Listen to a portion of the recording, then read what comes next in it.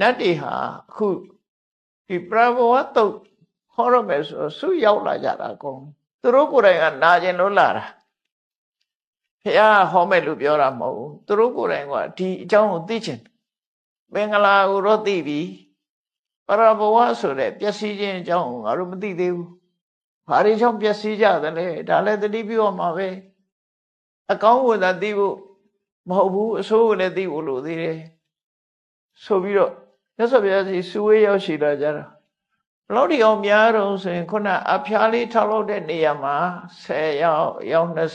30 40 50အဲ့လိုစုနေကြတယ်လို့ပြောအဲ့လိုဒီအောင်နေရာရှားသွားလို့အဲ့လိုဒီအောင်များပြတဲ့နတ်ပိဋကကြီးဟာမြတ်စွာဘုရားရဲ့ဇေရုံကျောင်းထဲမှာရောက်ရှိလာကြတယ်ကောင်းကင်ယံလည်းပြည့်နေတယ်ပတ်ဝန်းကျင်လည်းပြည့်နေတယ်နတ်ပိဋကဟာအဲ့လိုဒီအောင်စေတော်ကျောင်းထဲမှာအတန်ကြားလောက်တဲ့နေရာမှာအကုန်လုံးပြည့်လာကြတရားမင်းကိုယ်တိုင်ပါလာတော့သူကိုယ်တိုင်ကနေတိုက်တော့တဲ့နတ်သားတယောက်ကိုရှောက်ခိုင်းကျန်တဲ့နတ်တွေကတော့မြင်ရမှာမဟုတ်ဘူးပေါ့နော်သေးသေးလေးတွေဖန်ဆင်းပြီးနေကြတာဆိုတော့ဟိုတရားဖះကိုရှောက်တဲ့နတ်သားကတော့မတည့်ရက်လက်ကိုချီပြီးတော့ရှောက်တယ်သူရှောက်တဲ့စကားလေးကစရအောင်ပရဘဝန္တံပုရိတံဘယံပု္ပ္ပာမခောဓမဘဝန္တံပုထုမာဂမကိမ္ပရဘဝတော်မူခံဒီစကားလေးကစလျှောက်တာပျက်စီးသူတယောက်ဆုပ်ယုပ်ပျက်စီးသွားတဲ့ပုဂ္ဂိုလ်တယောက်အကြောင်းဆုပ်ယုပ်ပျက်စီးသွားတဲ့ပုဂ္ဂိုလ်ဘာကြောင့်ဆုပ်ယုပ်ပျက်စီးရတယ်ဆိုတာကိုကောရမမြတ်ဖရာကိုတပည့်တော်လျှောက်ထားပါရစေတဲ့အဲ့ဒါလျှောက်ခြင်းလို့အခုတန်တေဟာရောက်ရှိနေကြပါတယ်ကိမ္ပရဘဝတော်မူခံဆုပ်ယုပ်ပျက်စီးသွားတဲ့လူတယောက်ရဲ့ဆုပ်ယုပ်ပျက်စီးရခြင်းရဲ့အကြောင်းကဘာပါလဲဖရာလူတယောက်ဟာကြီးပွားတိုးတက်တဲ့လူတယောက်ရှိသလိုဆုပ်ယုပ်သွားတဲ့လူတယောက်လည်းရှိတယ်အဲ့သူဆုပ်ယုပ်သွားတာဘာကြောင့်ဆုပ်ယုပ်သွားတာတော့မင်္ဂလာပြီးတဲ့အခါမှာပရဘဝကိုနားလဲချင်အဲ့တော့ဒီနေရာမှာနှစ်ခုမှတ်ဖို့လို့ဘဝနဲ့ပရဘဝစကားလုံးနှစ်ခုဘဝဆိုတာခါတိုင်းသုံးတဲ့ life ကိုပြောတာမဟုတ်ဘူးဒီနေရာသူ့ဘဝကိုယ့်ဘဝဆိုတဲ့အသုံးမဟုတ်ဘူးဒီမှာကြတော့ဘဝဆိုတာကြီးပွားတိုးတက်ခြင်းပရဘဝဆိုတာဆုပ်ယုပ်ပျက်စီးခြင်းပါဠိစာပေမှာဘဝကကြီးပွားတိုးတက်ခြင်းပရဘဝဆုပ်ယုပ်ပျက်စီးခြင်းကြီးပွားတိုးတက်ခြင်းနဲ့ဆုပ်ယုပ်ပျက်စီးခြင်းဘဝပရဘဝအဲ့မှာသူတို့ပရဘဝကိုသိချင်တယ်အဲ့တော့ဒီနှစ်ခုကဆက်ဆက်နေတာဖြစ်တော့ကြောင့်ပရဘဝဆိုပျက်စီးကြောင်းကိုပြောရင်တိုးတက်ကြောင်းနဲ့ပတ်သက်ပြီးပြောမှရဒါလို့ရင်တိုးတက်မယ်ဒါမလို့ရင်ပျက်စီးမယ်နှစ်ခုကဆက်ဆက်နာကိုနော်ဆက်ဆက်နေလို့မြတ်စွာဘုရားကသူတို့မေးတာတော့ပျက်စီးကြောင်းဘာကြောင့်ပျက်စီးသွားလဲဒီလူဘာကြောင့်ပျက်စီးသွားလဲဒီပုဂ္ဂိုလ်ဘာကြောင့်ပျက်စီးသွားတယ်လဲဆိုဒီမေးဖို့သူတို့ဟာစုဝေးရောက်ရှိလာပြီးတော့မြတ်စွာဘုရားကိုမေးတယ်ကိမ္ပရဘဝတော်မူခံပျက်စီးသွားတဲ့ပုဂ္ဂိုလ်ရဲ့ပျက်စီးကြောင်းတရားဘာပါလဲပျက်စီးသွားတာတော့သူတို့မြင်ရတယ်ကြီးပွားသွားတာလည်းမြင်ရတယ်ဘာကြောင့်ပျက်စီးသွားတယ်ဆိုတဲ့အကြောင်းတရားကြတော့မသိဘူးဒါအဲ့ဒီဟာကိုသိချင်အဲ့တော့မြတ်စွာဘုရားကအဲ့နဲ့ရဲ့မေကုံးကိုဖြေတော့သူဝိသနောဘဝဟောတိဘဝကြီးပွားတိုးတက်တဲ့ပုဂ္ဂိုလ်ဆိုတာလေသိဖို့လွယ်ပါတယ်တဲ့သူဝိသနာဆိုတာသိလို့လွယ်တယ်သိနိုင်ပါတယ်တမန်အပြင်ကြည့်မယ်ဆိုလို့ရှိရင်တမန်ပြောလို့ရှိရင်ရတယ်လူတယောက်ဟာစီးပွားရေးဘက်ကတိုးတက်သွားတယ်ကိုကျင့်တရားဘက်ကတိုးတက်သွားတယ်လို့ရှိတယ်စီးပွားဥစ္စာဘက်ကတိုးတက်သွားရင်ဟာသူအလုပ်ကြိုးစားတယ်အမိကောင်းရတယ်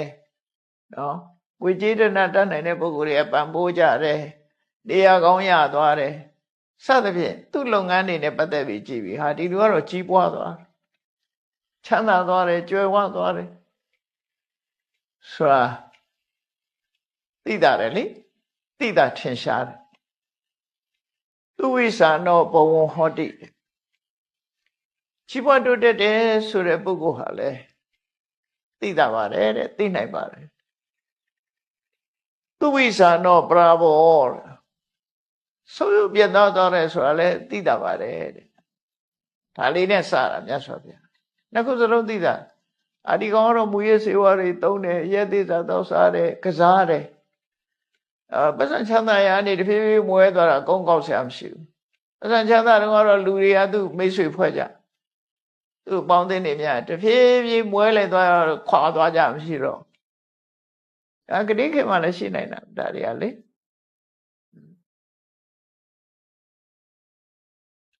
ချမ်းသာတော့ဝင်ရနေကြပြီပဲဆင်းရဲတဲ့ခါကျခွာသွားကြဒါလူတဘာဝယာရုရှိတော့ဝင်ရကြတယ်ယာရုလည်းမရှိဘူးသွားရောလမ်းတွေ့တော့နှုတ်ဆက်မဲ့လူမရှိဘူးမြင်တော့အမြင်ကြောင်ဆောင်သွားတယ်ဒါလူတဘာဝလူတွေဆိုအဲ့လိုဘာလို့ဆိုမေတ္တာအခြေခံတာမဟုတ်ဘူးလေမေတ္တာအခြေခံတဲ့လူကတော့ဒီပုဂ္ဂိုလ်ဟာဆင်းရဲသည်ဖြစ်စေဟုတ်လားယာရုရှိသည်ဖြစ်စေယာရုမရှိသည်ဖြစ်စေချမ်းသာသည်ဖြစ်စေဆင်းရဲသည်ဖြစ်စေလူပဲလူချင်းခင်းနေလို့ရှိရင်တော့ဆက်ဆံတာပဲအဲ့လိုမဟုတ်ဘဲနဲ့တခုကိုအကြောင်းပြုပြီးဆက်ဆံတဲ့ပုဂ္ဂိုလ်ကတော့ပတ်သက်ရှိလို့ဆက်ဆံလို့ရှိရင်ပတ်သက်လည်းမရှိတော့ခွာသွားရလမ်းတွေတော့နှုတ်ဆက်ဘူးငါငွေချိပါဆိုလို့ဆိုသူကတော့ကြောက်เสียကောင်းတယ်နော်ငွေချိပါဆိုလို့ဆင်းရဲသွားပြီဆိုလို့ရှိရင်လူတွေခွာသွားကြတယ်အဲ့တော့သူဝိဇာနောပရဘောတဲ့ပျက်စီးသွားပြီဆိုလို့ရှိရင်လည်းသိတာပါတယ်တဲ့မြတ်စွာဘုရားကြီးပွားသွားတဲ့လူလည်းသိတာတယ်ပျက်စီးသွားတဲ့လူလည်းသိတာတယ်ဒါဖြင့်ဘာဖြစ်လို့ကြီးပွားတိုးတက်ပြီဘာဖြစ်လို့ပျက်စီးသွားတယ်လဲဆိုအခြေခံအကြောင်းလေးတစ်ခုမြတ်စွာဘုရားဖြေဓမ္မကမောဘဝံဟောတိဓမ္မဆိုတာဒီနေရာကုသကမ္မပရတရား7ပါးကိုပြောတာကိုချင်းတရားကိုချင်းသိလားအတိတ်ပဲလူတွေရဲ့သိက္ခာလူရဲ့ကိုချင်းတရားကာမဆိုတာနှစ်သက်တာမြတ်နိုးတာဒီနေရာကုသိုလ်ကိုမြတ်နိုးတဲ့ပုဂ္ဂိုလ်ဟာကြီးပွားတယ်ဓမ္မထိတိပရာဘောကုသိုလ်ကိုယွန်ရှာမုန်းတီးတဲ့ပုဂ္ဂိုလ်ဟာပျက်စီးတယ်ဒီနေရာမှာဓမ္မဆိုတာကိုတရုပ်ဖော်ပြလိုက်တဲ့အခါမှာကုသိုလ်ကမ္မပရတရား10ပါးကိုဒီနေရာမှာတပတ်ကုသိုလ်ကမ္မပရတရား10ပါးကိုအလေးမြတ်ထားပြီးတော့လေးစားတဲ့ပုဂ္ဂိုလ်ကိုယ်သိက္ခာကိုလေးစားတဲ့ပုဂ္ဂိုလ်ကြီးကြီးပွားတယ်တဲ့ကုသိုလ်ကမ္မပရတရားကိုမုန်းတီးပြီးတော့ကုသိုလ်ကမ္မပရတရားကိုချိုးဖောက်တဲ့ပုဂ္ဂိုလ်ကိုချင်းတရားပြက်ပြတဲ့ပုဂ္ဂိုလ်တွေကပျက်စီးတယ်ဓမ္မကာမောဓမ္မဒိဋ္ဌိဓမ္မကာမောဆိုတာကုသိုလ်တရားကိုမြတ်နိုးသူဓမ္မဒိဋ္ဌိဆိုတာကုသိုလ်တရားကိုမုန်းတီးယွန်ရှာသူကုသိုလ်တရားကိုမလုပ်ဘူးဆိုရင်တန်ဖိုးမထားတဲ့လူပဲလေမုန်းတာပဲလေမုန်းတီးတာပဲအရေးမဆိုင်ဘူးပါဏာတိပါဒရှောင်းအောင်ဆိုအရေးမဆိုင်ဘူးအရိဏဒါနရှောင်းအောင်ဆိုအရေးမဆိုင်ဘူးဒါတွေဟောကာဝေတုမိစ္ဆာစရာအရေးမဆိုင်ဘူးဒါတွေဒါမုန်းတာပဲလေအရေးမဆိုင်ပဲနေတာချိုးဖြက်တာချိုးဖောက်တာဒါမုန်းတီးရရှာမှုပဲအဲ့တော့ကုသိုလ်ကမ္မပရတရား7ပါးကိုမုန်းတီးရရှာတယ်ကာယကနဲ့ပတ်သက်ပြီးတော့ဒုစရိုက်တွေလုပ်တယ်အပြောနဲ့ပတ်သက်ပြီးတော့လေကုသိုလ်ကမ္မပရတရားကိုမုန်းတီးတယ်လိမ်ပြောတယ်ဆဲတယ်ဂုံးတိုက်တယ်ကျုံးမရှိတာတွေပြောတယ်အလေလွင့်တွေပြောတယ်ဒါယွန်ရှာမုန်းတိယရောက်တယ်ပေါ့နော်မနောကနဲ့ပတ်သက်ပြီးတော့လေသူများပစ္စည်းရခြင်းနဲ့သူတို့ဘာပျက်စီးသွားတော့မြင်ခြင်းနဲ့ကံကံကြီးအကျိုးကြတော့လက်မခံဘူးအဲ့ဒီပုဂ္ဂိုလ်မျိုးကဒါဓမ္မဒိဋ္ဌိကုသိုလ်ကမ္မတရားကိုမုန်းတီးသူယွန်ရှာသူ အဲ့တော့ကုသိုလ်ကမ္မဝရိယတရားအတိုင်းနေတဲ့ပုဂ္ဂိုလ်ဟာကုသိုလ်ကမ္မဝရိယတရားကိုမြတ်နိုးသူအဲ့တော့ကုသိုလ်တရားကိုမြတ်နိုးသူသည်ချီးပွားတိုးတက်ပြီးတော့ကုသိုလ်တရားကိုရွှင်ရှားမုန်းတီးသူသည်ဆုပ်ပြပြတယ်ပုဂ္ဂိုလ်နဲ့ပြောတာပုဂ္ဂိုလ်နဲ့ပြောလိုက်လို့ရှိရင်တရားနဲ့ပြောမယ်ဆိုရင်ဘယ်လိုပြောလဲကုသိုလ်တရားကိုမကျင့်သုံးဘူးကုသိုလ်တရားကိုရွှင်ရှားမုန်းတီးတယ်ပြစ်ပယ်တယ်ဆိုတဲ့ပုဂ္ဂိုလ်တွေဟာဆုပ်ပြစီတတ်တယ်ကုသိုလ်တရားကိုမြတ်နိုးတယ်တန်ဖိုးထားတယ်ကုသိုလ်တရားတိုင်းလိုက်နာကျင့်သုံးတယ်ဆိုတဲ့ပုဂ္ဂိုလ်တွေကြီးပွားတိုးတက်တယ်အခြေခံကိုသက်ဆိုရလို့ပြောနော်ဒါပုဂ္ဂလဒိဋ္ဌာန်အနေနဲ့ဟောတယ်လို့ဆိုတယ်ဓမ္မဒိဋ္ဌာန်ဆိုလို့ရှိရင်မြတ်နိုးခြင်းနဲ့ဘုံတိခြင်းကုသိုလ်တရားကိုတန်ဖိုးထားခြင်းနဲ့ကုသိုလ်တရားပေါ်မှာဘုံတိခြင်းကုသိုလ်တရားကိုမုံတိခြင်းစိတ်ဓာတ်နှစ်ခုမတူတာအဲ့ဒါပထမမေးခွန်းကိုမြတ်စွာဘုရားဖြေလိုက်တယ်နော်ဓမ္မကာမောဘုံဟောတိကုသိုလ်ကိုမြတ်နိုးသူဟာကြီးပွားတယ်ဓမ္မတ္တိပရဘောကုသိုလ်ကိုရွှင်ရှားမုန်းတီးသူဟာကုသိုလ်ကိုမုန်းတီးသူဟာပျက်စီးတယ်အဲ့လိုပြောလိုက်တော့အဲ့ဒီနတ်ကသူကမေးရမယ့်တာဝန်ရှိတော့သူမေးခွန်းတစ်ခုပြေသွားတော့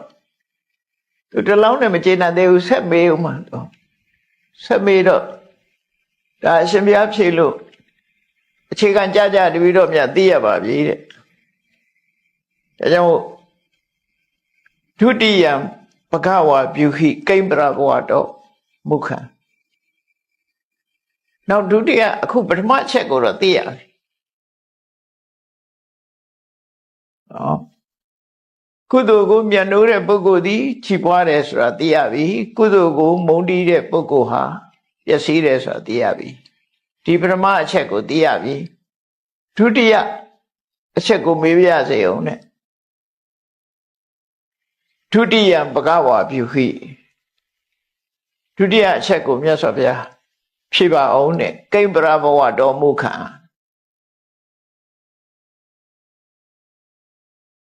ဆိုရုပ်ပျက်စီးသွားတဲ့ပုဂ္ဂိုလ်ရဲ့ပျက်စီးခြင်းအကြောင်းကဘာပါလဲဒုတိယအနေနဲ့ဘာကိုမှတ်သားရပါမလဲနောက်တစ်မျိုးဘာမှတ်သားရမလဲဆိုတော့အဲ့ဆိုဗျာဒုတိယအချက်နဲ့တစ်ခါပြောတယ်အတန်တတ္တပိယဟောတိတန်တေနကုရုတေပိယခုနကတော့ဓမ္မနဲ့ပတ်သက်ပြီးပြောပြီးခုတည်းနောက်တစ်ခါကျတော့အတန်တတ္တပိယဟောတိမကောင်းတဲ့လူကိုမြတ်နိုးတယ်လူယုံမာတွေကိုမြတ်နိုးတယ်သူတော်ကောင်းမဟုတ်တဲ့ပုဂ္ဂိုလ်တွေကိုမြတ်နိုးတယ်သူတော်ကောင်းတွေကြတော့မမြတ်နိုးဘူးအပေါင်းအသင်းနဲ့ပတ်သက်သွားပြီဒါကြတော့နော်တန်တဆိုတာကာယကံဝစီကံမနောကံနဲ့ပတ်သက်ပြီးတော့ငြိမ်းချမ်းနေတဲ့ပုဂ္ဂိုလ်ကာယကံတောင်းချမ်းတဲ့ပုဂ္ဂိုလ်တန်တမဟုတ်တချို့ကကာယကံတောင်းချမ်းတယ်လေတရားထဲမှာတောင်းချမ်းတဲ့သူတွေရှိတယ်ကာယကံတောင်းချမ်းတယ်ဝစီကံလည်းတောင်းချမ်းတယ်ဝစီကံကအခုကပစကရင်တောင်းချမ်းတာမဟုတ် Facebook ထဲရေးပြီးတောင်းချမ်းနေတာတွေအများကြီးဟိုဆဲဒီဆဲဟိုကလောဒီကလောဒါဝစီကံတောင်းချမ်းတာပဲပြောမယ်ဆိုရင်တော့ဒါလက်နဲ့ကမြင်းနဲ့ဝစီကံပေါ့နော်လက်နဲ့ကမြင်းနဲ့ဝစီကံမဟုတ်တန်တဲ့အားတွေရေးကြတယ်ပြောကြတယ်အဲ့ဒါတွေကဝစီကံတောင်းချမ်းတယ်လို့ခေါ်တာပဲယဟန်တွေမှာတောင်းမှပဲဒီအမျိုးကြရင်ဥပမာသေခြင်းတရားကိုယဟန်တစ်ပါးဟာစာရေးပြီးတော့ချီးမွမ်းမယ်ဆိုရင်တောင်းပါရာဇိကကြာမချီးမွမ်းရလူတရားကိုသိအောင်မတိုက်တွန်းအောင်သိအောင်တိုက်တွန်းရင်အပြစ်ဖြစ်တယ်အခုလဲFacebook တဲ့ကဆဲရင်သုဒ္ဓဝါစာမဖြစ်ဘူးမဟုတ်ဖြစ်တယ်ဆဲစာမဲစာတွေရေးနေလို့ရှိရင်ဖြစ်တယ်ရှိုင်းပြတဲ့စကားတွေရေးမယ်ဆိုရင်အပြစ်မရှိဘူးထင်တာလက်ကလေးနဲ့ဖြောက်လှုပ်လိုက်တာလေအပြစ်မရှိဘူးထင်တယ်သူက ဇက်နဲ့လှုပ်တယ်လို့ပဲကာယဒါကာယဒွါရနဲ့လှုပ်ဆောင်တယ်ဝစီကံလို့ပဲခေါ်တယ်ဒါလဲကာယဒွါရနဲ့ကျူးလွန်လိုက်တဲ့ဝစီကံအကုသိုလ်အကုသိုလ်ပဲပါဇက်ကပြောမှမဟုတ်ဘူးအဲ့ဘာလို့ဆိုရင်ဘုဒ္ဓဝါဒလိမ့်နေပိတုနာဝါစာဂုံတိုက်တယ်ဖရုဒဝါစာဆဲရေးတယ်တမ္ပပလပအကျိုးမရှိလူတွေလွဲမှားတော့အောင်ပြောတယ်ဒါတွေကFacebook တဲ့ရေးလေဒါဝစီတုစရိုက်ပဲကာယဒွါရနဲ့ဖော်ဆောင်တဲ့ဝစီတုစရိုက်ပါဇက်နဲ့ဖော်တာမဟုတ်ဘူးသူကကာယဒွါရနဲ့ဖော်တာဒီနေ့ကြတော့ကာယဒွါရမှာလည်းဝစီတုစရိုက်ဖြစ်တယ်လို့ဆိုတယ်အဲ့တော့အဲ့လိုကာယကံလည်းတောင်းကျမ်းတယ်ဝစီကံလည်းတောင်းကျမ်းတယ်မနောကံလည်းတောင်းကျမ်းတယ်ငြိမ်းချမ်းမှုမရှိတဲ့ပုဂ္ဂိုလ်တွေကိုအတ္တန္တလို့ခေါ်တယ်နော်တန္တဆိုတာငြိမ်းချမ်းမှုရှိတယ်ကာယကံလည်းငြိမ်းချမ်းတယ်ဘယ်သူမှဒုက္ခမပေးဘူးဝစီကံလည်းငြိမ်းချမ်းတယ်မဟုတ်တာတွေရေးတာပြောတာမလုပ်ဘူးမနောကံလည်းငြိမ်းချမ်းတယ်အဲ့ဒီပုဂ္ဂိုလ်တွေကိုတန္တကာယကံဝစီကံမနောကံတောင်းကျမ်းတဲ့ပုဂ္ဂိုလ်ကအတ္တန္တပမာလိုပြန်တော့အတ္တန္တဆိုတာသူယုံမှာတန္တဆိုတာသူတော်ကောင်းနဲ့သူယုံမှာလို့ဒီလိုခွဲတာဒီလိုပြန်လေးရှိကြတယ်နော်တန္တနဲ့အတ္တန္တအဲ့တော့ကြီးပွားတိုးတက်တဲ့ပုဂ္ဂိုလ်နဲ့ဆိုးပြပြတဲ့ပုဂ္ဂိုလ်ဟာအတ္တန္တဖြစ်တဲ့ကာယကံဝစီကံမဏိကံတောင်းချမ်းတဲ့ပုဂ္ဂိုလ်တွေကိုမျက်နှိုးတံပိုးထားပြီးတော့ကာယကံဝစီကံမနောကံငြိမ်းချမ်းတဲ့သူတော်ကောင်းတွေကိုတော့တံပိုးမထားတဲ့ပုဂ္ဂိုလ်တို့ဆိုလို့တယ်မကောင်းတဲ့လူနဲ့ပေါင်းတယ်ကောင်းတဲ့လူနဲ့မပေါင်းဘူးဆိုတဲ့ချက်ကြည့်မယ်ဆိုရင်တော့သူတော်ကောင်းဆိုဘယ်လိုမှာတော့ဆိုရင်ပြောမယ်ဆိုရင်တော့ငါးပါးသီလလွန်ရင်သူတော်ကောင်းလို့ပေါ့နောက်ဆုံးမှတကယ်သူတော်ကောင်းဆိုတာဖရာတကယ်သူတော်ကောင်းအရိယပုဂ္ဂိုလ်တွေကတကယ်သူတော်ကောင်းသူတော်ကောင်းနဲ့သူတော်ကောင်းဆိုတာတစ်ခါလားအဲ့တော့အချင်းချင်းအပြင်မှတ်ဖို့ရကာယကံဝစီကံမဏိကံတောင်းကျမ်းလို့ရှိရင်အတ္တန္တကာယကံဝစီကံမနောကံတောင်းကျမ်းမှုမရှိဘူးငြိမ်းချမ်းတဲ့ပုဂ္ဂိုလ်သည်တန္တအဲ့တော့အတ္တန္တနဲ့အတ္တန္တတွေကိုတံမိုးထားပြီးပေါင်းသင်းဆက်ဆံနေတဲ့ပုဂ္ဂိုလ်သည်ပျက်စီးတယ်တန္တကိုတံမိုးမထားတဲ့ပုဂ္ဂိုလ်သည်ပေါင်းသင်းဆက်ဆံမှုမရှိတဲ့ပုဂ္ဂိုလ်သည်တန္တကိုနော်အတ္တတန္တေနကုရုတိပယအတ္တန္တကိုပေါင်းသင်းတယ်တန္တကိုမပေါင်းသင်းဘူးဒီအဓိပ္ပာယ်ရနော်နှစ်ခုစလုံးမှတစ်ခုပဲပေါ့ဒါပြန်လာပြောထားတာသူတော်ကောင်းတွေကိုတော့မပေါင်းသိမဲနဲ့သူတော်ကောင်းမဟုတ်တဲ့ပုဂ္ဂိုလ်တွေကိုပေါင်းသိတဲ့ပုဂ္ဂိုလ်တဲ့ဒါရင်မကဘူးအတ္တတံဓမ္မရောစေတိသူတော်ကောင်းမဟုတ်တဲ့ပုဂ္ဂိုလ်မငြိမ်းချမ်းတဲ့ပုဂ္ဂိုလ်ကာယကံဝစီကံမနောကံတောင်းကျမ်းတဲ့ပုဂ္ဂိုလ်တွေရဲ့အပြုမှုအပြောဆိုသူတို့ရဲ့အယူဆတွေကိုနှစ်သက်တယ်အပေးတယ်ကျင့်တတ်တယ်သူတို့ပြောတာဆိုတာတွေကိုသူတို့ဝင်ရတယ်ပေါ့နော်အဲ့ဒါအတ္တတံဓမ္မရောစေတိတဲ့သူတို့ရဲ့အမူအကျင့်သူတို့ရဲ့အယူဆသူတို့ရဲ့အပြောအဆိုတွေကိုတံမိုးထားမြတ်နိုးတဲ့ပုဂ္ဂိုလ်ဒီနေရာမှာနှစ်ချက်ကမကောင်းတဲ့ပုဂ္ဂိုလ်ပေါင်းသိတယ်မကောင်းတဲ့ပုဂ္ဂိုလ်ရဲ့အယူဆတွေကိုတံမိုးထားတယ်ဒီနှစ်ခုပဲနော်အဲ့ဒီပုဂ္ဂိုလ်ဟာတံပရဘောအတော်မူခံဒီလောရဟာပျက်စီးခြင်းအကြောင်းပဲပျက်စီးသူဟာဒါကြောင့်ပျက်စီးရတာဒါဒုတိယအနေနဲ့မေကုံကိုမြတ်စွာဘုရားဖြေလိုက်တယ်အဲ့တော့မေးတဲ့နတ်သားက သိပါပြီတဲ့မြတ်စွာဘုရားဖြေလိုက်တဲ့အဖြေကိုသဘောပေါက်ပါပြီအဲ့တော့တတ္တိယဘဂဝါဖြူဟိကိမ္ပရဘဝတော်မူခံတတ္တိယနောက်တစ်မျိုးတစ်ခုကိုထပ်ပြီးတော့မိတ်ရှိပါအောင်ကိုသိရပြီသူနှမျိုးသိသွားပြီနောက်တတ္တိယထပ်ပြီးတော့သိကျင်ပါတယ်အဲ့ဒါမိတ်ရှိပါအောင်လို့ဆိုမြတ်စွာဘုရားပျက်စီးခြင်းရဲ့အကြောင်းတွေကိုထပ်ပြီးတော့ပြောတယ်ခုနတွေကပြောမယ်ဆိုရင်သူများထိခိုက်တဲ့ကိစ္စတွေတော်များတယ်ဒီမှာကြတော့ဒီတတိယအချက်ကိုတော့မြတ်စွာဘုရားဘယ်လိုပြောရတော့ဆိုနိဋ္ဌာတိလိသဘာတိလိအနုဋ္ဌာတာစယောနရော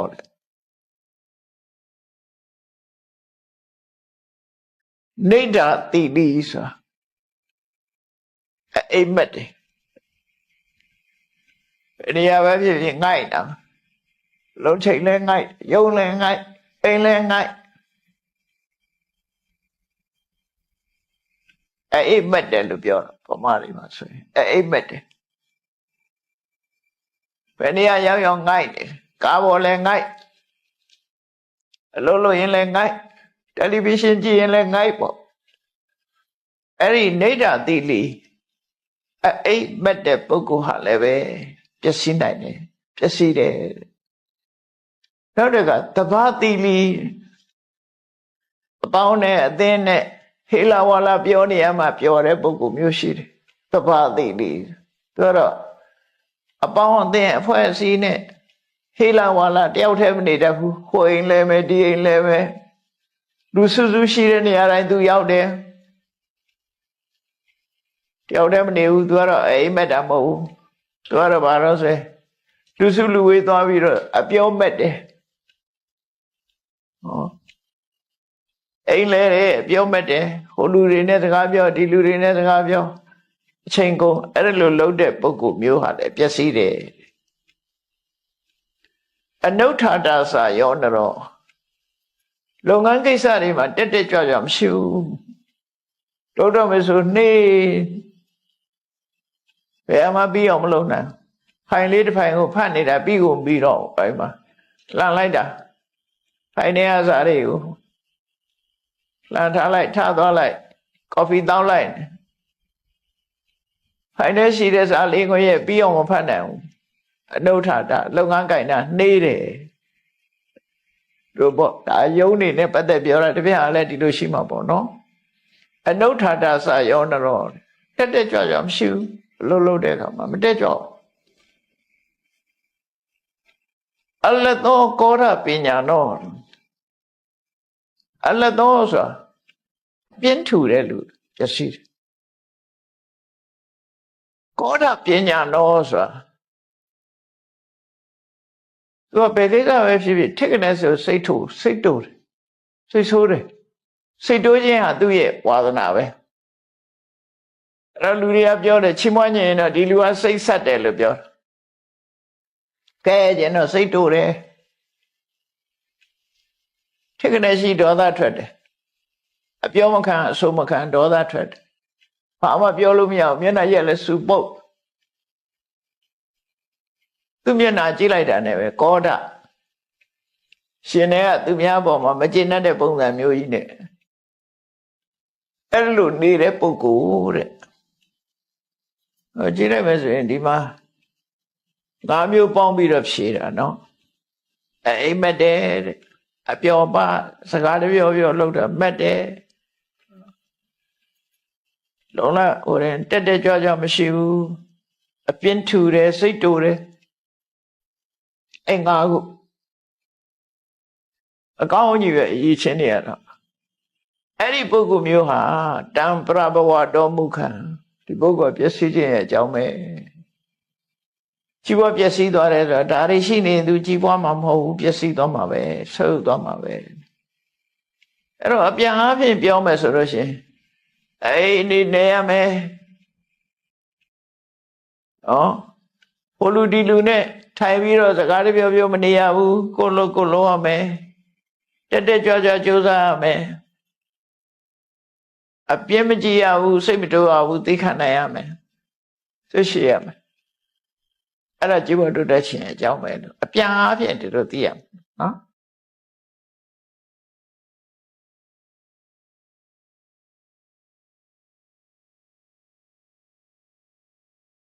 အဲ့တော့ပြင်းထူတယ်ဆိုတာတော့ကမှပြင်းထူတဲ့လူအကြောင်းလေးရေးထားရှိတယ်50ထဲမှာ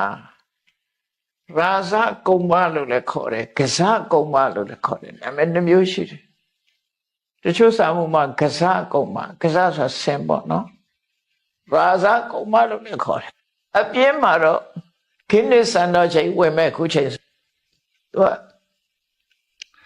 ဘယ်နေရာကြည့်လိုက်အဲ့လူကဟိုနာဒီနာထမသွားဘူးထိုင်တာပဲအဲ့နာတနေ့ကုန်ထိုင်နေဘာမှမလုပ်အဲ့ချင်းအဲ့တဲ့ထိုင်နေအဲ့နာဟိုဒီမသွားဘူးသိပ်ပြင်းလာစံချိန်ကျိုးတဲ့မောင်ပြင်းပေါ့ခစားကုန်မှာ50ထဲမှာရှိတယ်သူပြင်းတာဘယ်လောက်ထိအောင်ပြင်းတယ်လို့ဆိုလို့ရှိရင်ဖျားလောင်းနဲ့တွေ့တဲ့အခါကျတော့ဘယ်အဲ့ဒီတလန်းတောင်ခြေတလန်း2လန်းတောင်မသွားကြဘူးတလက်မ2လက်မလောက်ရွေ့ချင်တယ်သူမင်းတောထဲမှာသွားနေတောမိလောက်ရင်မင်းဘယ်လိုလုပ်မလို့တောမိလောက်ရင်မင်းပြေးမှလားလို့ဆိုဆရာတဲ့လူဆိုတာကန်နဲ့ပါတဲ့ကိုရောက်တဲ့နေရာမှာတစ်ပင်ကြီးအခေါင်ရှိရင်လည်းအဲ့ထဲဝင်နေလိုက်မှာပေါ့သို့မဟုတ်ရေကြီးကျင်းတွေ့လို့ရှိရင်လည်းအဲ့ထဲဝင်လိုက်မှာပေါ့အဲ့လောက်ထအောင်ကိုမပြေးဘူးတဲ့ပြီးလောက်ရင်တော့မပြေးဘူးလို့ပြောတယ်အဲ့လောက်ထအောင်ပြင်းတဲ့သူက50ထဲမှာရှိတယ်အဲ့ဒါရာဇကုမ္မဇတ်လို့လည်းခေါ်တယ်ကဇကုမ္မဇတ်လို့ခေါ်တယ်ခုခေတ်ချိန်စိတ်မှာတော့ဂင်းနစ်စံတော်ချိန်တော့သူဝင်သွားမှာပဲသိကြတယ်အဲ့လောက်ပြင်းတဲ့သူခဏခေတ်များလောက်ပြင်းတဲ့သူရှိအောင်မလားမသိဘူးအဲ့ဒါပြင်းထူတဲ့သူကအဲ့လောက်ကိုပြင်းထူတာတော့ဘယ်တော့ကြားဦးတယ်ဟိုမိဘတွေကပြောတာဗောလေကလေးပေါက်စားတော့ငပြင်းအကြောင်းနဲ့ငပြင်းငပြောသည်စားမလားဆိုအခွန်တွေပေးပြီလားလို့မေးတယ်သူအခွန်တော်နှောမစားချင်ဘူးသူများနှောပေးမှစားချင်ငပြောသည်စားမှတော့အခွန်နှောပေးပြီလားမေးတယ်ငပြင်းနဲ့အဲ့လိုမျိုးရှိသေးတယ်နော်ငယ်တော့ကြားဘူးလားငပြောသည်ဆိုအခွန်နှောလို့အလွယ်ဆုံးဟာပဲအဲ့ဒါတော့အခွန်နှောပြီးမှသူကခွန်လေးကိုမနှောချင်ဘူးပြင်းတာအဲ့လိုထိအောင်ပြင်းတယ်လို့ဆိုတယ်အဲ့တော့မြတ်စွာဘုရားဒီမှာ3ချက်အလုံးပေါင်းတော့5ချက်ပေးထားတယ်ပေါ့လေအိမ်မက်သူအပေါင်းအသင်းမက်သူတက်ကြွကြွမရှိသူအပြင်းထူသူဒေါသကြီးသူအဲ့ဒီပုဂ္ဂိုလ်တွေအားတဲ့ជីវတုတက်ရှိမရှိဘူးဆုပ်ပြနိုင်တယ်လို့ခေါ်တယ်အဲ့တော့မေးတဲ့နတ်ကရှင်ဘုရားတဲ့ဒီမေခွန်းလည်းပဲရှင်းတတ်ပါပြီတဲ့နောက်တစ်မျိုးပြီးတော့မေးချင်မှသေးတယ်စတုထံဘဂဝါဗျူဟိကိဉ္ပရဘဝတော်မုခနောက်၄ခုမြောက်အကြောင်းတရားကိုမေးရှိပါအောင်ဖြေပါအောင်နဲ့ဘာကြောင့်ဘယ်ဟာပျက်စီးခြင်းအကြောင်းဖြစ်ပါသလဲပျက်စီးသူရဲ့အကြောင်းဖြစ်ပါသလဲမြတ်စွာဘုရားပြောင်းပြီးဖြေသွားတာလောကမှာကြုံတွေ့နိုင်တဲ့ဟာတွေဒါတွေအကုန်လုံးနော်ခုနကတော့ပထမဆုံးဖြေလိုက်တာတကယ်ကိုအရင်ကြတာကိုအရင်ဖြေလိုက်တာနော်တဖြည်းဖြည်းချင်းအခုကပို့ပြီးတော့ဟိုလက်တွေ့ဘဝနဲ့ပို့ပြီးတော့နှိစက်တာတဲ့အဖြေတွေဖြစ်လာနောက်၄ခုမြောက်မေကုန်းကိုတော့သူကဖြေတော့ဆိုမြတ်စွာဘုရားဘာဖြေတော့ဆိုယောမတရံပိတရံဝါစိဏကံကတယောဖနံလူတိုင်းအမေဖေဆိုတာရှိတယ်အဲ့ဒီအမေဖေကလည်းအရွယ်ကြီးလာပြီ90 80 90ကိုရုပ်ကိုမတန်နိုင်တဲ့အရွယ်မျိုးရောက်လာတာ လူဆိုတာအသက်ကြီးလာလို့ရှိရင်တဖြည်းဖြည်းအင်အားကြီးကျလာတယ်မလုံနိုင်တာမကိုင်နိုင်တာသူများကူညီမှရတယ်အဲ့ဒါလို့အသက်အရွယ်ကြီးရင်ပြီးတော့ဒီအ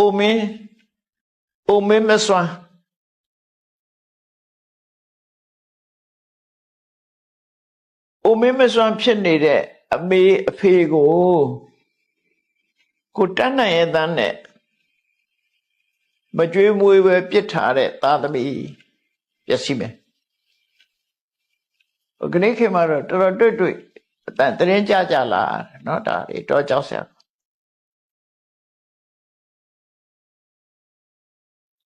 တော်ရည်မယ်ကြားတယ်လမ်းကိုတော့ပြစ်ထားတယ်ဆို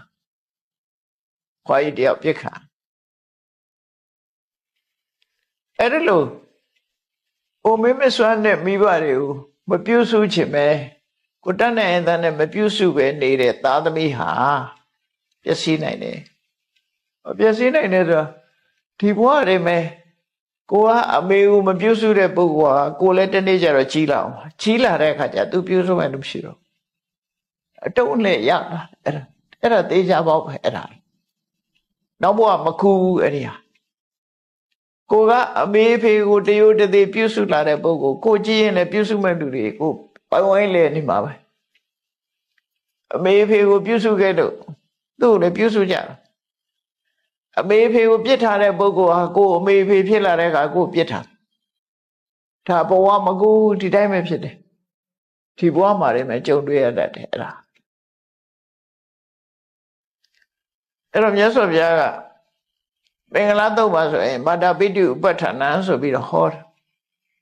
မိဘကိုပြုစုဖို့အဲ့မှာမိဘအသက်ကြီးမှပြုစုဆိုတာမျိုးတော့မပါဘူးအခုဒီမှာကျတော့အသက်ငယ်သေးတဲ့မိဘကတော့သူလုံးနိုင်ခိုင်းနေသေးတယ်နော်အသက်ကြီးပြီးတော့ခတရွပနာတဲ့အရွယ်ကုန်နေတဲ့မိဘအရွယ်လွန်သွားတဲ့မိဘ80 90အရွယ်ရောက်ပြီးတော့အရွယ်လွန်နေတဲ့မိဘအိုမင်းမစွမ်းဖြစ်နေတဲ့မိဘကိုကတတ်နိုင်ပါရဲ့တန်းနဲ့ကျွေးမွေးဆောင်ရှောက်မှုမပြုဘူးဝတရားပြက်ကွက်တယ်ဆိုတဲ့သာသမီဟာပျက်စီးဆုံးရှုံးမှာပဲဒါအောင်ဖြေတယ်အဲ့ဒါဖြေလိုက်တော့ရှင်ဘုရားကျင့်တတ်ပါပြီတဲ့ပိစမံဘဂဝါပြုဟိကိမ္ပရဘဝတော်မူခံနောက်ထပ်၅ခုမြောက်အဖြေလေးကြားခြင်းပါသေးတယ်ပေါ့ဖြေတွေကတစ်ခုနဲ့တစ်ခုမထပ်ဘူးနော်ဘေးကွန်းကသာထပ်တာအကြည့်ဘေးကွန်းနေရတော့ဒါပဲသူကပျက်စီးဆုံးရှုံးတာဘာကြောင့်လဲပျက်စီးသွားတာဆိုရပျက်စီးသွားတာဘာကြောင့်လဲဆိုဒီဘေးကွန်းလေးပဲရသော်ဗျာဖြေလိုက်တာအခု၄ခုပြီးသွားပြီတော့၅ခုမြောက်အဖြေတစ်ခုထပ်ကြားကြမှာတယ်ကိမ္ပရဘဝတော်မူခံဆိုပျက်စီးရဲ့အကြောင်းကဘာပါလဲလို့ဆိုအဲဒီမှာဖြေတယ်ယောပြမနံသမနံဝါအဉ္ဉံဝါပိဝနိဗ္ဗကံဘုဒ္ဓဝါရေနဝင်စေတိတံပရဘဝတော်မူခံဒါတော့ဘာသာရေးပုဂ္ဂိုလ်တွေနဲ့ပတ်သက်သွားတယ်ဘာသာရေးပုဂ္ဂိုလ်တွေနဲ့ပတ်သက်ပြီးတော့တချို့ကလုံးလေးရှိတာဟုတ်နော်သမဏပြေမနာဆိုတာစီးပွားမလုပ်တော့ပဲနဲ့ဘာသာရေးလုပ်တဲ့ပုဂ္ဂိုလ်တွေဒါအိန္ဒိယအသုံးနဲ့သုံးထားတာသမဏပြေမနာဆိုတာလူလောကကိုခွာပြီးတော့အခုဗမာပြည်မှာတော့ဒါဘုန်းကြီးဝတ်တာပေါ့ဒါပေါ့နော်သီလရှင်ဝတ်တယ်ဘုန်းကြီးဝတ်တယ်ယသိဝတ်တယ်ဆိုတော့ဟိုရှင်းမှာတော့ဘုန်းကြီးဝတ်တာလည်းမကဘူးပြမနာဆိုတာလည်းပါတယ်ပြမနာသမဏအဲ့ဒီသမဏပြမနာဆိုတဲ့ဘာသာရေးအကျင့်ကိုကျင့်နေကြတဲ့ပုဂ္ဂိုလ်တွေနဲ့ပတ်သက်ပြီးတော့တဲ့ဖြစ်စေပြီးတော့ဝနိဗ္ဗကဆိုတာတောင်းစားတဲ့ပုဂ္ဂိုလ်တွေမရှိစင်ရလို့တောင်းစားတဲ့ပုဂ္ဂိုလ်တွေ အဲ့ဒီပုဂ္ဂိုလ်တွေနဲ့ပတ်သက်ပြီးတော့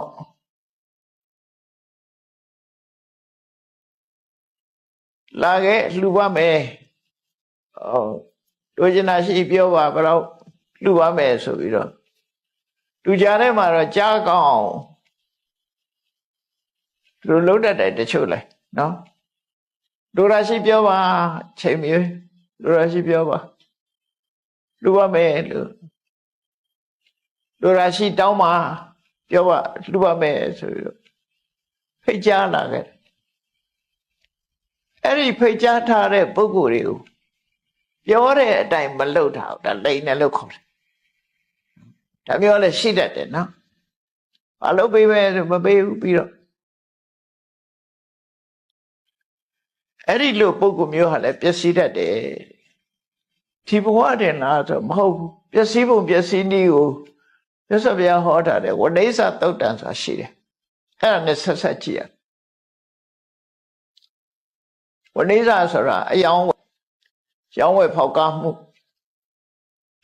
ရှင်သာရိပုတ္တရာကမြတ်စွာဘုရားကိုမေးတယ်လျှောက်ထားတယ်အချက်၄ချက်နဲ့ရှင်ဘုရားတဲ့တချို့ကအယောင်းဝယ်လုပ်ကြတယ်တဲ့တို့သမီးရှုံးတယ်ဘုရားဒါတယောက်အဲ့လိုပဲနောက်တစ်ယောက်ကအယောင်းဝယ်လုပ်တယ်ဘုရား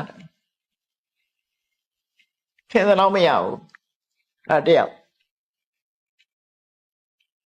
တချို့ကျတော့အယောင်းဝယ်လုပ်တယ်ဗျာတဲ့ထင်သလောက်တော့ရတယ်မျောမှန်းထားသလောက်ရတယ်တချို့အယောင်းဝယ်လုပ်တယ်မျောမှန်းထားရတဲ့ပိုရတယ်ဗျာ၄ယောက်နော်၄ယောက်အယောင်းဝယ်လုပ်တယ်ပျက်စီးတယ်ရှုံးတယ်အယောင်းဝယ်လုပ်တယ်မှန်းချက်နဲ့နှမ်းတွက်မကိုက်ဘူးရတော့ရတယ်နှမ်းမှန်းချက်နဲ့မကိုက်ဘူးအယောင်းဝယ်လုပ်တယ်မှန်းချက်ပြည့်ုံလေးပဲရတယ်အယောင်းဝယ်လုပ်တယ်မှန်းချက်တက်ပို့ပြီးတော့ထင်တာလည်းပို့ရတယ်အဲ့ဒီပုဂ္ဂိုလ်၄ယောက်ဟာဘာဖြစ်လို့ခုလိုကွဲပြားခြားနားမှုရှိလဲသူတို့စ조사ကြတယ်ဒီကိစ္စအယောင်းဝယ်လုပ်တယ်စ조사ကြတယ်ဘာကြောင့်အဲ့လိုဖြစ်သွားနိုင်တယ်လဲဆိုတဲ့အခါမှာမြတ်စွာဘုရားဒီအကြောင်းလေးကိုဟောတယ်သူတို့ဟာတဲ့သမဏပြမနာသူတို့ကောင်းတွေကိုချင်းကပ်ပြီးတော့လိုရာရှိပြောပါလှူပါမယ်လို့ဝန်ခံသွားတယ်တဲ့ဝန်ခံသွားပြီးတော့လုံးဝမလှူဘူးတဲ့လိုရာရှိသွားပြီးတော့လုံးဝမလှူဘူးတဲ့အဲ့ဒီပုဂ္ဂိုလ်မျိုးဟာအယောင်းဝယ်လို့ရှိရင်ရှုံးသွားတယ်သူလုပ်တဲ့အတိုင်းဖြစ်တာပဲဒါကံတရားနဲ့ပတ်သက်ဟောတာမြတ်စွာဘုရားအဲ့ပုဂ္ဂိုလ်တွေကအယောင်းဝယ်လို့ရှုံးအလုပ်လို့ရှုံးနောက်တစ်ယောက်ကတော့ဒီမမြတ်ဘူးကိုထင်သလောက်မရဘူးကိုထင်ထားတာတခြားအဲ့ပုဂ္ဂိုလ်ကဘယ်လိုတော့ဆိုရင်လူရရှိပြောပါဆိုပြီးတော့သူပြောသလောက်သူကဘာပဲဖြစ်ဖြစ်လှူမယ်လို့ပြောထားပြီးတော့သူကြတော့ဟိုပုဂ္ဂိုလ်လိုအပ်ချက်အတိုင်းသူမဖြည့်နိုင်ဘူးမဖြည့်ဘူးအဲ့ဒီပုဂ္ဂိုလ်ကြတော့အယောင်းဝယ်တော့ရောင်းတော့ရောင်းတယ်လုံးဝကြီးတော့ရှုံးမသွားဘူးဒါပေမဲ့လို့မျောမှန်းတာလုံးမရဘူးပြည့်အောင်မရဘူးနောက်တစ်ယောက်ကတော့ဝန်ခံထားတော့ဝန်ခံထားတဲ့အတိုင်းသူကပြည့်အောင်လှူတယ်တန်းတယ်အဲ့ဒီကုသိုလ်ကြောင့်သူကုန်တယ်ဖြစ်လို့ရောင်းဝယ်လုပ်တဲ့အခါမှာသူမျောမှန်းချက်တွေရတယ်သူထင်တဲ့အတိုင်းကုန်ရတယ်တချို့ကြတော့အဲ့လိုမဟုတ်ဘူးဖိတ်ကြားထားပြီးတော့လိုတာတဲ့ပို့ပြီးတော့ကိုလှူလိုက်တယ်သူကမျောထားတာတဲ့မျောမှန်းထားတာတဲ့ပို့ပြီးတော့လှူတဲ့ပုဂ္ဂိုလ်ကျတော့အယောင်းဝယ်လုပ်တဲ့အခါပို့ရသွားတယ်တဲ့အဲ့တော့ဘယ်သူမပြုတ်မိမိမှုဆိုတဲ့အဓိပ္ပာယ်ပါပဲနော်ဒါတွေကလည်းဟိုဂတိမတည်တဲ့အပြစ်လို့ပြောရမှာထင်တယ်နော်ဂတိမတည်တဲ့အပြစ်ဘုဒ္ဓဝါဒတာဝင်စေးတည်တယ်ဒီမှာတော့လူပဲလို့ပြောပြီးမလူပဲနေရင်မုဒ္ဒဝါဒနာဝင်စေးတည်တယ်မုဒ္ဒဝါဒပြင်လိမ်ညာတယ်အလျှောက်တာပြီးအကြောင်းမညီညွတ်လို့ကိုယ်ဆေးရဲသွားလို့မလုံးနိုင်တာတော့ဒါတမျိုးဖြစ်လိမ့်မယ်နော်တကယ် အစရတဲ့ဟိုမဟုတ်မမှန်လိန်ညာပြီးတော့ပြောလိုက်တာမျိုးကြဖြစ်တတ်တယ်တခါတော့ကကြုံရတာလေးဒီခြုံကြတယ်လို့ပြောကြတာပေါ့လေကိုယ်တိုင်တော့မကြုံဘူးရင်တော့ငွေပေးအပွဲတွေပဲလောက်တတ်တယ်လူကြတယ်ပါဘယ်သူကဘယ်လောက်နဲ့လှူတယ်အဲ့ဒါပဲပတ်စံပါလာမဟုတ်စက္ကူဘုံငွေကပ်ပြီးလှူစက္ကူဘုံကိုစာကပ်ပြီးလှူတာနောက်ကြအဲ့ဒီငွေကမရောက်လာတော့ဒီပုံကုန်ပဲလူကြတဲ့မှာတော့ပုံကုန်လှူသွားတာလေနောက်မလှူတဲ့ပုံကိုယ်တွေရှိတယ်လူတို့ကြားမှုတယ်အဲ့ဒါတကယ်လဲကြားမှုတဲ့အတိုင်းလဲတကယ်ဟုတ်တာလို့တော့ပြောကြတယ်ပုံကုန်ပဲလှူသွားတာလှူတော့ဥမာသိန်း100ဆိုပုံကုန်လှူသွားတာဒါပေမဲ့အဲ့ဒီဘက်ဆံမပါဘူးနောက်လဲပို့လာဆိုပို့ဘူးတော့ဘာဖြစ်ဖြစ်နာမည်ရရုံတော့မလုပ်သင့်ဘူးပေါ့နော်အဲ့လဲလိမ့်နေဆိုတဲ့အဓိပ္ပာယ်ရောက်တာပေါ့နော်ဒါလည်းသတိထားစရာပဲကိုကတော့အမှတ်တမဲ့လုံးလိုက်တာပဲတစ်ခါကတော့လိမ့်လီမှုဖြစ်သွားပြန်တယ်လိမ့်လီမှုကတော့ဘယ်သူမှခေါ်ပြီးတော့တရားစွဲမှာမဟုတ်ဘူးလှူတာလေသူပဲလို့ဝန်ခံသွားရင်မလှူလို့ရှိရင်တန်တရားမှာကိုယ်ထိခိုက်နိုင်တာပေါ့ဒါခဏတော့လိမ့်လီမှုနဲ့ထိခိုက်နိုင်တာမလှူကောင်းလားလို့ဆိုပြီးတော့တရားစွဲမှာတော့မဟုတ်ဘူးပေါ့ဒီဘဝကတော့ပြစ်ဒဏ်တော့မကြောက်ဘူးပေါ့သို့တော့ကံတရားရဲ့ပြစ်ဒဏ်ကတော့ခံရနိုင်တယ်ပေါ့နော်အခုဒီသုတ်တံကိုကြည့်မယ်ဆိုရင်အဲ့ဒီအဓိပ္ပာယ်ရောက်ဝဋိစ္စသုတ်တံဆိုတာရှိပါတယ်အင်္ဂုတ္တရနိကေဝဋိစ္စသုတ်မြတ်စွာဘုရားဟောထားတာစာမျက်နှာ393ဒီမှာဟောထားရှိတယ်ဒါလည်းသတိထားစရာပေါ့နော်အကုသိုလ်အလုပ်တော့မဟုတ်ဘူးဒါပေမဲ့အကျိုးပေးတဲ့အခါမှာကောင်းကျိုးမရနိုင်တဲ့ဟာတွေပေါ့နော်အကုသိုလ်လုံးငရေကြည့်သွားတာတော့မဟုတ်ဘူးအကုသိုလ်တော့မဟုတ်ဘူးအကုသိုလ်မဟုတ်ဘူးဆိုတာအပေကြအောင်ဖြစ်တဲ့သက်လိမ့်နာမျိုးမဟုတ်တော့မှလိမ့်နာတော့ကောင်းတော့မကောင်းပေါ့လေဂရိမတိတဲ့သဘောမျိုးဖြစ်တာပေါ့နော်အကုသိုလ်ကြီးလို့လည်းပြောစရာမရှိဘူးသူပြောတဲ့အတိုင်းမလုပ်တာပဲရှိတယ်ဂရိမတိတာပဲရှိတယ်ဟိုလိုအကုသိုလ်ကြီးလို့တော့ပြောလို့တော့မရသို့တော့အဲ့ဒါလေးကလည်းဒီစီးပွားရှာတဲ့အခါမှာလာပြီးအနှောင့်အယှက်ဖြစ်တယ်ဆိုတော့ဒီသုတ်တံရဒါလက်ခံစီးပွားရှာတဲ့အခါမှာနှောင့်အယှက်လာဖြစ်တယ်အဲ့တော့စီးပွားရှာတဲ့ပုဂ္ဂိုလ်တွေဒါမျိုးမကြုံအောင်လားဆိုကြုံရတာတွေရှိတယ်လေအဲ့တော့ဘာဖြစ်ဖြစ်စင်စင်ကြဲကြဲပွင့်ပွင့်လင်းလင်း transparency ပေါ့ခုခေတ်လို့ဆိုပွင့်လင်းမြင်သာမှုတွေနဲ့အလုပ်ထားအကောင်းဆုံးပဲပေါ့နော်အလုပ်အကောင်းဆုံးပဲအဲ့တော့ဒီကနေ့ပရဘဝသုတ်တံကိုအခုမြတ်စွာဘုရားစီမေးတဲ့မေးခွန်းတွေကိုမြတ်စွာဘုရား5မျိုးခုလိုခွဲခြားပြီးတော့ဖြည့်ဆိုထားတယ်နောက်ရက်ဒီကျမှကြံတဲ့ဆက်ပြီးတော့ဖြည့်ရအောင်ဖြည့်တာကိုမှတ်သားရအောင်ဒီသုတ်တံကဘင်္ဂလားသုတ်လို့ရှေ့တဲ့သုတ်တံတစ်ခုပဲပေါ့နော်တော့တရားချစ်ခင်သူတော်စင်ပြိဿပေါင်းတို့ရဘုရားဟောကြားတဲ့တရားများဟာအကြောင်းနဲ့အကျိုးနဲ့တိတိကျကျဟောကြားထားတာဖြစ်သောကြောင့်မိမိတို့ဘဝမှာအကျိုးလိုလာလို့ရှိရင်အကြောင်းတရားကိုစီးပူးအထောက်အမှာဖြစ်တယ်။ကောင်းတဲ့အကြောင်းတွေလုံနိုင်မှကောင်းတဲ့အကျိုးဆိုတာရနိုင်တယ်။ကောင်းတဲ့အကြောင်းတွေကိုမလုံနိုင်ဘူးဆိုလို့ရှိရင်ကောင်းကျိုးဟာပြည့်ပြည့်ဝဝရမှာမဟုတ်ဘူး။ဆိုးတဲ့အကြောင်းလို့ရင်ဆိုးကျိုးတွေရနိုင်တယ်ဆိုတာအကြောင်းနဲ့အကျိုးကောင်းတဲ့ဆိုးခွဲခြားသိမြင်ပြီးတော့ကိုယ့်ဘဝကိုယ်ပဲပြင်ရမှာဆိုတာကိုယ်စီသဘောပေါက်ပြီးကြိုးစားအားထုတ်နိုင်ကြပါစေကုန်သတည်း